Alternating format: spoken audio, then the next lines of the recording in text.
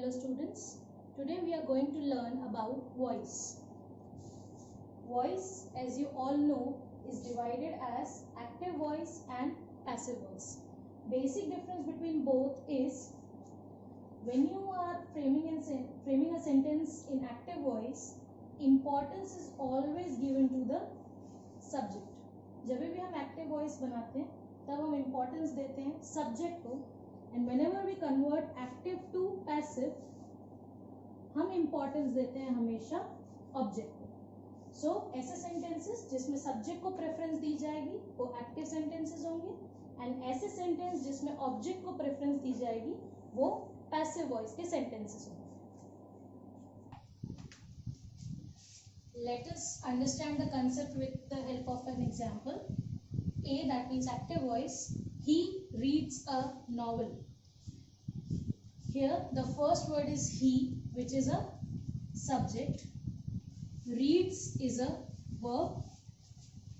A novel is an object. क्योंकि हमने यहाँ पर subject को पहले रखा है इसीलिए it is an active voice. अब जब आपको इसको पैसिव में कन्वर्ट करना होगा, the basic thing is object जो है उसको आपको ले आना है सबसे आगे, दैट इज अ नॉवल. इसको आगे ले आए a novel because novel is singular and he reads a novel is a sentence of present tense. A novel के साथ हम यूज कर रहे हैं इज.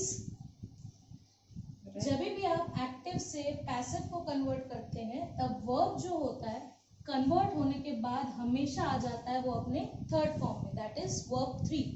यहाँ पर कुछ भी दिया हो कन्वर्ट करने के बाद हमेशा आपको उसको वर्ब 3 में कन्वर्ट करना होता है. रीड का थर्ड फॉर्म होता है रेड. लिखते रीड है बट प्रोनाउंस होता है red. So a novel is red.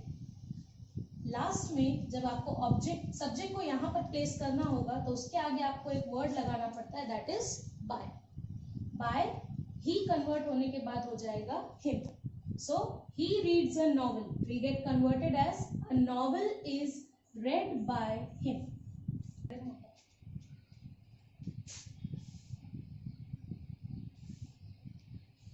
Rules for the change. अब हम देखेंगे कुछ रूल्स. जब आपको एक्टिव से पैसिव में कन्वर्ट करना हो तब ऐसे कौन से रूल्स हैं जो आपको हेल्प कर सकते हैं. The first and foremost rule, the object of the active sentence becomes subject of the passive sentence, which means active sentence में जो भी object है जब आप उसको passive में convert करेंगे तो वो उसका क्या बन जाएगा, subject. That means जब active sentence का जो object है उसको उठा के आपको किसकी जगह पर रख देना है, subject की जगह. For example, in the same sentence, he reads a novel. यहाँ पर A novel is the object और ये है हमारा active sentence. अब इसे हमें आगे ले आना है in the place of subject. जब हम passive convert करेंगे तो इसको यहाँ पे ले आएंगे a novel. So the first rule says active sentence का जो भी object होता है वो जाकर passive sentence का subject बन जाता है. Second rule is the main verb of the active sentence changes into past participle, that is verb 3. यानी कि sentence का जो main verb होगा, active sentence का main verb वो change हो जाएगा into past participle, that is verb 3. जैसा कि पहले sentence में हमने किया था read का read. Third rule says the preposition by is put before subject in passive sentence. जब भी आप active से passive में convert करते हैं और सब्जेक्ट को आप ऑब्जेक्ट की जगह पर ले जाते हैं तब उसके पहले आपको एक प्रपोजिशन पुट करना पड़ता है, दैट इज बाय. जैसा कि हमने पहले सेंटेंस में किया था ही रीड्स अ नॉवेल. चेंज करने के बाद a novel is read by him, तो वहां पर हमने पुट किया था बाय प्रपोजिशन, हिम से पहले. सो जब भी आप कन्वर्ट करेंगे तो सब्जेक्ट से पहले आपको पुट करना पड़ेगा by. Now will try some exercise. Change active voice into passive voice. ये जो भी हम कन्वर्जन सीखेंगे वो टेंस वाइज सीखेंगे बिकॉज इसमें टेंस को ध्यान देना भी बहुत ज़्यादा जरूरी है, इसीलिए हम सीखेंगे टेंस वाइज. सबसे पहले we have picked up simple present tense.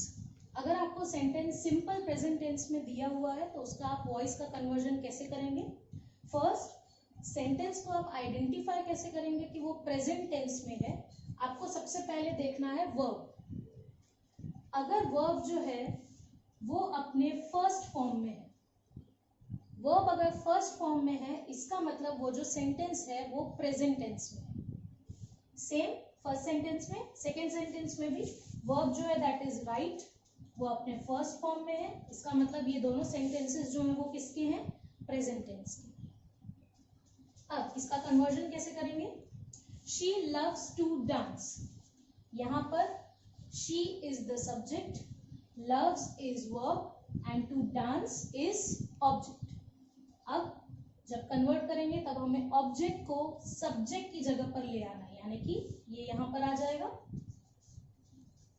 Dance, because dance is singular और हम सिंपल प्रेजेंट टेंस सॉल्व कर रहे हैं, तो यहां पर यूज हो जाएगा इज। Dance is. अब आपको वर्ब प्लेस करना है, वर्ब इज लव, उसका हो जाएगा past participle that is verb 3, तो वो हो जाएगा लव्ड, डांस इज लव्ड। अब आपको प्लेस करना है यहाँ पर सब्जेक्ट, सब्जेक्ट से पहले हमें यहाँ पर एक प्रपोजिशन यूज करना है that is by. Dance is loved by, she का कन्वर्जन हो जाएगा her. So the final conversion is dance is loved by her. वैसे ही सेकेंड सेंटेंस सॉल्व करेंगे। He writes a letter. He is the subject, writes verb है और a letter ये हो गया object.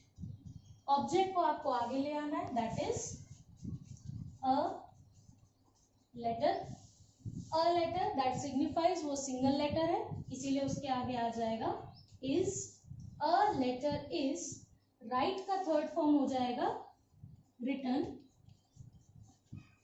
A letter is written। अब आपको सब्जेक्ट को प्लेस करना है, सब्जेक्ट से पहले हमें प्रपोजिशन यूज करना है दैट इज बाय। ही का कन्वर्जन हो जाएगा him. So the final sentence is a letter is written by him. यहाँ पर जो ध्यान देने वाली बात है वो ये है, जब भी आप प्रेजेंट टेंस यूज कर रहे हैं और वर्ब के साथ इज यूज करना है या नहीं, वो आप कैसे आइडेंटिफाई करेंगे? आपको ऑब्जेक्ट को देखना है। अगर ऑब्जेक्ट सिंगुलर है तो आप यूज करेंगे इज, अगर ऑब्जेक्ट प्लूरल है तो आप यूज करेंगे आर। ये दो चीजें आपको यूज करनी है जब आप प्रेजेंट टेंस से डील कर रहे हैं। अगर सिंगुलर ऑब्जेक्ट है तो इज आएगा, अगर प्लूरल ऑब्जेक्ट है तो आर आएगा। Now will take an example, another example. They often read emails. यहाँ पर सेम प्रोसेस, ऑब्जेक्ट को आगे लेकर आना है that is emails.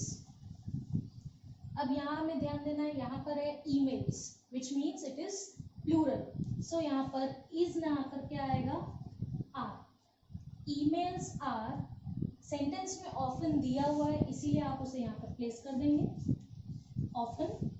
Emails are often, read का थर्ड फॉर्म हो जाएगा रेड बाय, दे का चेंज हो जाएगा them. So final conversion will be emails are often read by them.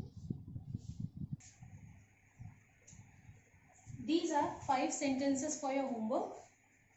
Same question, change active voice into passive voice. First is he opens the door. Second, we set the table. Third, they wear blue shoes. Fourth, she pays a lot of money. And fifth, I draw a picture. You have to solve these 5 sentences. Answers will be provided in the next video.